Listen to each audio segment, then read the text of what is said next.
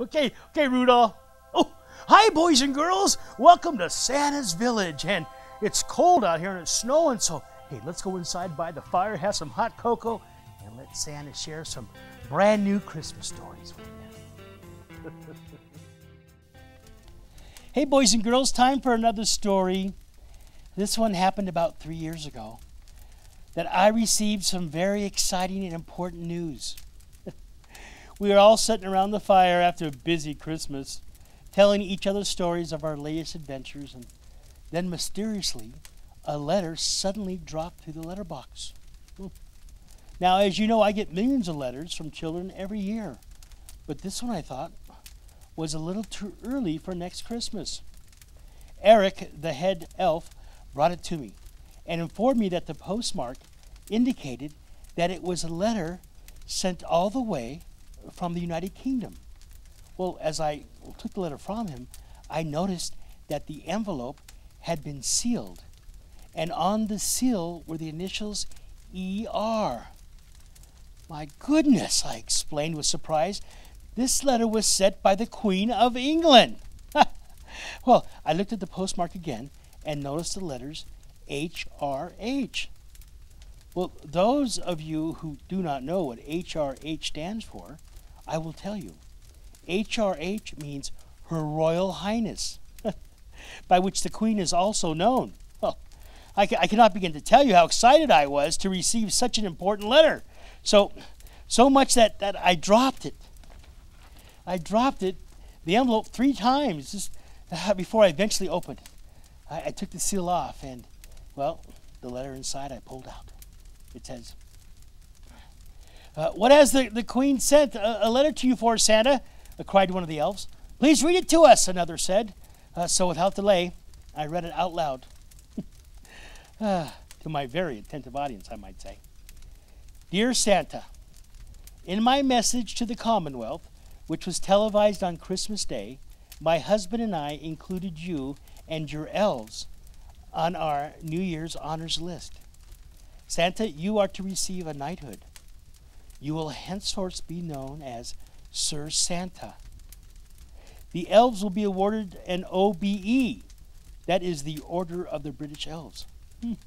This is in recognition for all the good work you have done for so many years to children to all the world. Her Majesty Queen Elizabeth." Hooray! We're all going to London. We sang as we danced around the room. Oh, what an honor. This was so exciting. Suddenly, I realized that we didn't have much time, so I ordered the elves to prepare the sleigh immediately, as we had to land in London on New Year's Eve day, dressed in our top hats and tails. Well, this time, we would take no chances. We would take Rudolph with us, as we could not afford to lose our way and end up on the moon again. Dressed in our finest, we set off to London on New Year's Eve. As we flew over many countries, we could hear lots of fireworks from the many celebrations and parties. We reached the skies over London just in time to hear Big Ben strike 12 midnight, signaling the new year. Hearing the cries of "Happy New Year! Happy New Year!" from the people below in the square. And we waved at the revelers who were dancing in the fountain before landing in the gardens of Buckingham Palace. "New Year's Eve, sir," said the Queen's butler as he came to greet us. "The Queen is expecting you," he informed us as he took us to a beautiful room inside the palace. "If you need anything, just ring the bell." Ta-ta. After a good night's rest, we were summoned to the palace at 3 o'clock in the afternoon to meet the Queen, looking very regal in her crown and robes. The Queen beckoned us to come before her. We did.